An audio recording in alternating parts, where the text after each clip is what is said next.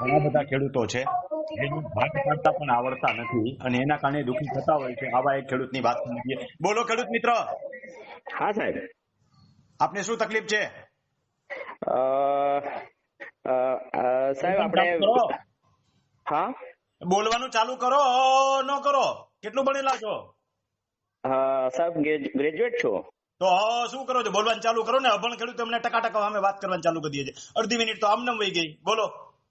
હા સાહેબ, વેચણી કરાર કરેલો હતો ને વેચણી કરારમાં કાકાએ વાંધો આપેલો છે. હવે વાંધાના હિસાબે જવાબ રજૂ કર્યો છે ને જવાબમાં એમ તો આપણા પક્ષે આવેલો છે, પણ એમાં જવાબમાં એ લોકો એવું લખેલું છે કે ભાઈ ટુકડાધારાનો ભંગ થતો હોવાથી તમારી અરજી બી નામંજૂર કરવામાં આવે છે. તો સાચી જ વાત છે. તમે ભાગ પાડ્યા, એમાં 27 ગુઠાનો ટુકડો એક ભાઈને ભાગમાં આપ્યો 3 જણા વચારે. આવો ટુકડો થાય ખરો? તમે મારા વિડીયો સાંભળો છો કે સાંભળતા જ નથી? ના સાંભળીએ છીએ ને સાહેબ. એટલી ખબર ન પડે કે આવો ટુકડો ન કરાય એમ? હા પણ સાહેબ પેલું વેચણી કરાર તો આપણે પેલા લોયરના હિસાબે બનાવી દીધેલો હતો એમ. લોયર એટલે વકીલે કીધું તમને? હા, એમનું જ પેલું નોટરી વાળું છે ને સાહેબ, વેચણી કરાર બનાવેલું. તો વકીલને ખબર ન પડે 27 ગુઠાનો ટુકડો ન થાય એમ? હા, ને એના આધારે પાછી એમણે જ પેલી એન્ટ્રી પણ પડાવી એમ. પણ તમે વાત સમજો, 27 ગુઠાનો ટુકડો આ તો ઠીક છે, નોંધ ના મંજૂર થઈ, નકર હાથમાંથી જાય, શ્રી સરકાર થાય. 27 ગુઠાનો ટુકડો પડે કેવી રીતે એ મને સમજાવો જી. હા, આપણને એમ હતું કે સાહેબ ખાલી વેચણી કરાર જ છે એમ. પણ આપણને એમ હોય તો આપણે સહી કરતા વેલા ગ્રેજ્યુએટ છીએ, જોવાય તો ખરું કે ન જોવાય? એફિડેવિટમાં સહી તો કરીને કે વકીલ કરી એવો થઈએ. હાલો વકીલે ભૂલ કરી માની લીધું. પણ હું આટલા બધા ગળા ઢેડું છું, એટલા માટે ઢેડું છું કે તમને પોતાને કઈ ખબર પડે. તો સહી તો તમે લોકોએ જયારે કરી ત્યારે વંચાય કે વાંચ્યા વગર સહી કરી નાખાય? ના સાહેબ વંચાય. તમને લઈ લીધી એવું કરી નાખ્યું તો સહી કરી નાખત? ના આવું થઈ શકે કે ના થઈ શકે?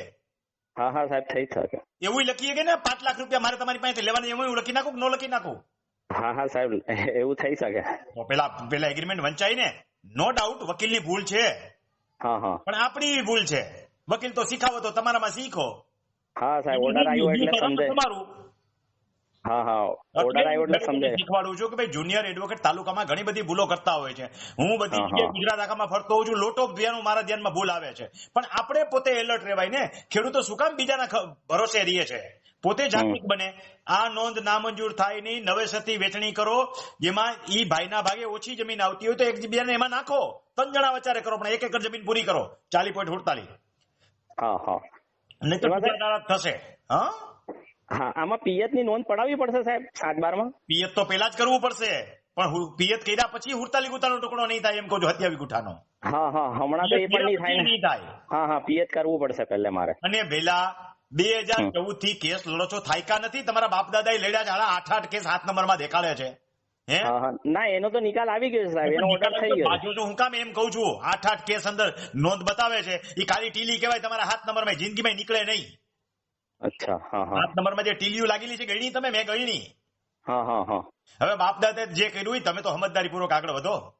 ના સાહેબ, એટલા માટે જ વેચણી કરાવીને બધું ચોખ્ખું કરાવવું હતું, પણ એમાં બી પાછો અટકી ગયો. અને આવું બધું શીખવું હોય ને, વકીલો ભૂલ કરે ને આપણે શોધવી હોય, અથવા તો વકીલમાં જવું જ ન પડે, એટલા માટે તો તાલીમ કેમ ચલાવું છું. ખબર છે કે નથી ખબર? ના સાહેબ ખબર છે, એટલા માટે તો તમને મોકલાવ્યું મેં. મોકલવું નથી, તાલીમ કેમ માં આવજો તો આવડશે. બાકી તો મોકલ્યું એટલે બગાડ્યા પછી હું શું કરી દઈશ? ના સાચી વાત છે. પછી મારી સલાહ લ્યો તો હું શું કરાવી દઉં? રાંધણું સુધરાવું એટલું, બીજી વાર તમે પાછા બગાડવાના. એના કરતા રાંધણું આવડે એટલા માટે આવો ને કે રાંધણું બગડે જ નહીં. ના સાહેબ 100% વાત. હું આવું ના તમારા પેલો વિડીયો જોયો સાહેબ, તમે કઈ સુરત નું વિચારતા હતા ને? કાંઈ વિચારતો નથી હું સુરત નું. ના સેમિનાર હોય 2 કલાકના 3 કલાક. તાલીમ કેમ રાજકોટમાં જ હોય. ના સાહેબ સમજી લ્યો. હોટલમાં રહેવા જમવાની સુવિધા કરો, એક કોન્ફરન્સ હોલ રાખો તો ક્યાં ભાવમાં પડે? 8,000 વગર નથી પતતું. ના સાહેબ મેં જોયું એ તમારે એકદમ 3,000 માં શીખવાડ્યું તો રાજકોટમાં જ થાય. વાર્તા મૂકો. તમારા પ્રશ્નનો જવાબ આવી ગયો બરાબર? હા સાહેબ. ઓકે, હવે નવેસરથી વેચણી કરો ને, શીખવું હોય તો આવજો. ચોક્કસ સાહેબ.